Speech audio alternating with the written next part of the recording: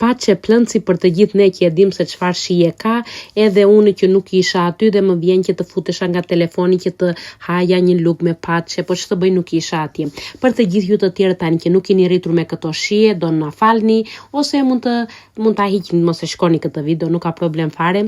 Do rrin të gjithë ata që janë rritur me këto shije dhe u mungon paçe plëncit. Siç mund të shikoni, ka një procedurë shumë të gjatë, duhet të lahen mirë të gjitha këto zorrat e të brendshme të qengjit, e duhen larë me kripë të trashët, të fërkohen mirë me ujë të bollëkshëm, edhe pastaj ja pasi të lahen me ujë mirë, duhet që të plënci të pastrohet me ujë të valuar, që të ikin të gjitha të zezat. Disa më kanë thënë që e bëjnë me gëlqere, neve nuk e bëjmë me gëlqere, se nuk mendoj që është diçka e shëndetshme ti hedhësh brenda në gëlqere, ndaja edhe i pastrojmë mirë me ujë të nxehtë.